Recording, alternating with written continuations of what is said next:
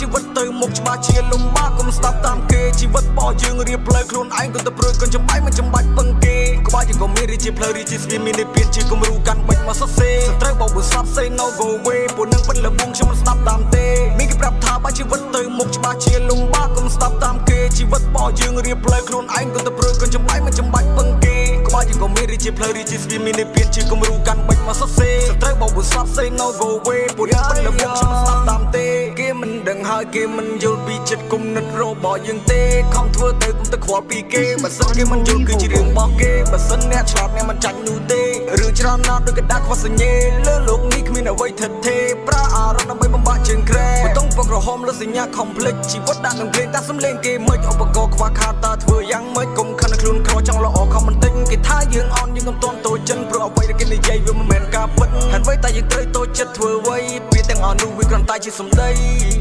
អ្វីទាំងនេះវាជាអ្វីហេតុអ្វីត្រូវខ្វល់នឹងពាក្យសម្ដី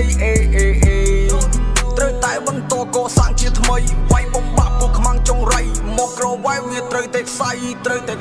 មានគេប្រាប់ថាបើជីវិតទៅមុខច្បាស់ជាលំបាកកុំស្ដាប់តាមគេជីវិតរបស់យើងរៀបផ្លូវខ្លួនឯងក៏ទៅព្រួយកូនចំបាយមិនចាំបាច់ពឹងគេក្បាលយើងក៏មានរីជាផ្លូវរីជាស្វាមានតែពៀនជាគំរូកាន់បាច់មកសរសេរត្រូវបោកបើស្ដាប់ say no go away ពួកនឹងពិតលបងខ្ញុំមិនស្ដាប់តាមទេមានគេប្រាប់ថាបើជីវិតទៅមុខច្បាស់ជាលំបាកកុំស្ដាប់តាមគេជីវិតរបស់យើងរៀបផ្លូវខ្លួនឯងក៏ទៅព្រួយកូនចំបាយមិនចាំបាច់ពឹងគេក្បាលយើងក៏មានរីជាផ្លូវរីជាស្វាមានតែពៀនជាគំរូកាន់បាច់មកសរសេរត្រូវបោកបើស្ដាប់ say no go away ពួកនឹងពិតលបងខ្ញុំមិនស្ដាប់តាមទេខ្ញុំស្ដាប់តាមទេ no មិនស្ដាប់តាមទេ